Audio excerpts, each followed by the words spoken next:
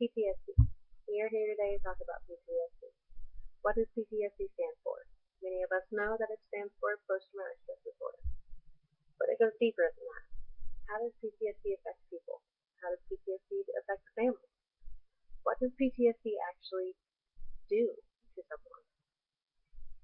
I've never had any personal experience with PTSD, but when I got married to my husband, that all changed. There are many different levels of PTSD, so we're going to talk about the signs. The signs of different levels. If we see the signs, maybe then we can identify the level, and maybe then it'll help us figure out what that person is or how it possibly affects them. When I first married my husband, I didn't know he showed signs of PTSD. I didn't know that he even had PTSD. As our marriage progressed, I slowly began to learn that he does in fact have PTSD. Now, the way a person gets PTSD is they have to have a life-threatening circumstance. For example, that person must have witnessed, experienced, or was confronted with an event or events of their life being threatened. The source that I got that from is PTSDsupport.net. Now, PTSD can affect different people different ways. My uncle, for example, is affected a completely different way than my husband. My uncle is more distant than he was. He is more drawn into himself than he was before. My husband, on the other hand, will snap in a second. So what are some of the levels of PTSD you may ask? Well, there are different levels. One of the first levels is re-experiencing concepts, numbing or avoidance. Statistically, 7 out of 10 people, 7 to 8 people out of 100 will have PTSD once in their life. About 5.2 million adults have PTSD any given year, and women are more likely to develop PTSD. About 10% of women develop PTSD in their lifetime. Men are at 5%. Now, PTSD is when you have avoidance. If you no longer want to talk to people, you no longer want to converse, or you just want to be left alone, you become antisocial. And a lot of people, they just want to be numb. It's easier to be numb and to function than it is to try and carry on a conversation. This is the type of level that my uncle has. Now, what are some of the other levels we have? There are many different levels. Many different levels. Another level would be increased arousal or duration. Now, this level is a little bit different. It's the way I would describe it, it's like a primal instinct that you have to take something over. You have to sit there and basically that's all you want. It's something to take your aggression out on. And that's another level. Aggression. Now, aggression is a huge level. It is a big one. My husband has the aggression level. The nightmares. The talking to you 1 second and then being mad angry.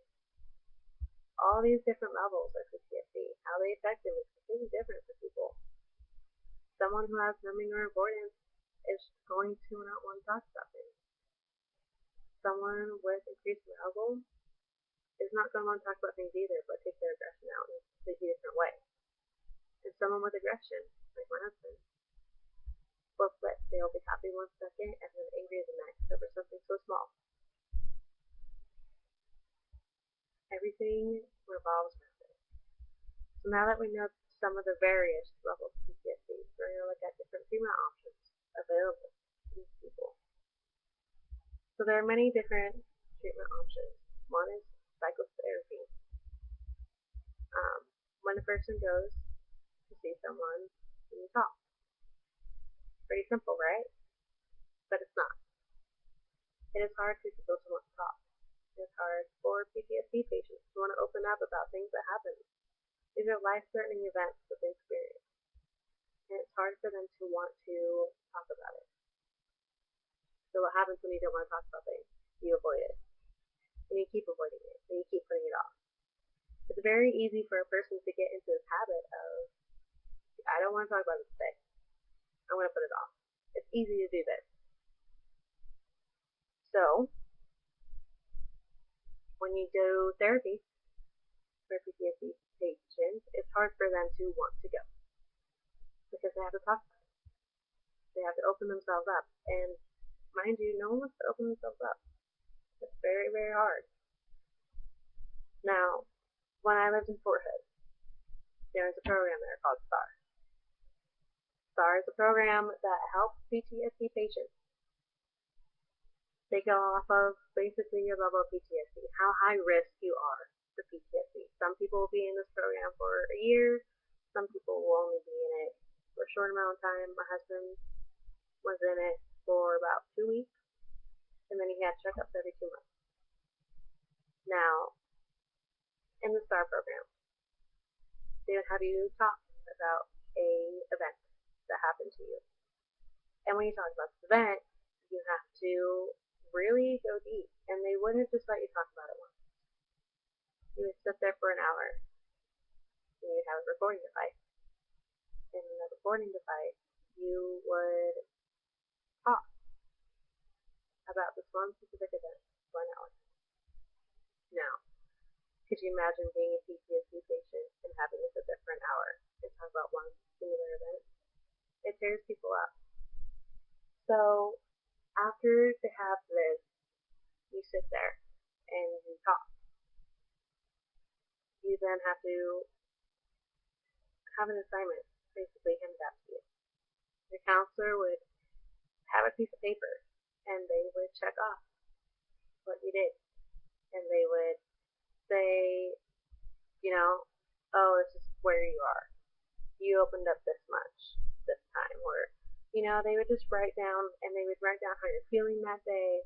They would write down just a bunch of different things, and they even included me in part of it. And after, you got done with that and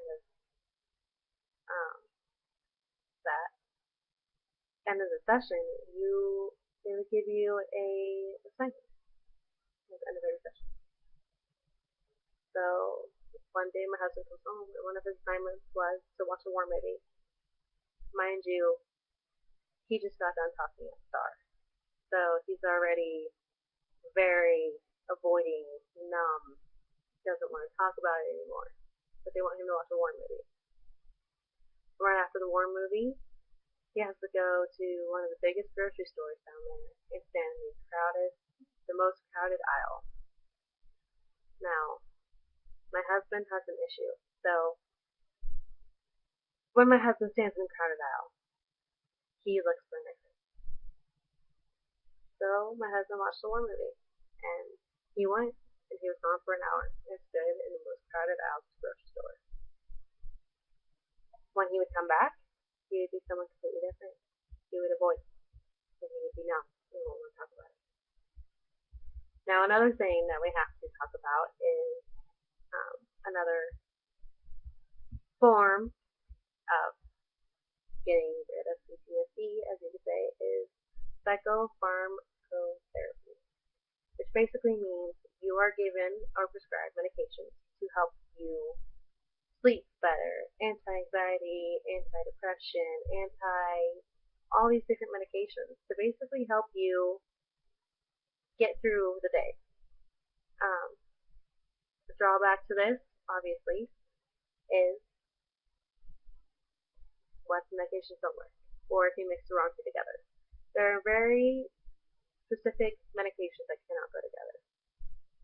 This one I would not recommend. I would definitely do the therapy. So in conclusion, there's more to PTSD than meets the eye. Looking back on how things were, I realized that PTSD was not a joke. I realized that there's more to these people. There's more going on than we see. And now that I know some of the issues and some of the awareness and learning more about it, it has definitely helped me realize that I can help. I can help because I can spot it. And knowing that I can spot it makes me feel better. So I hope you guys learn more about PTSD.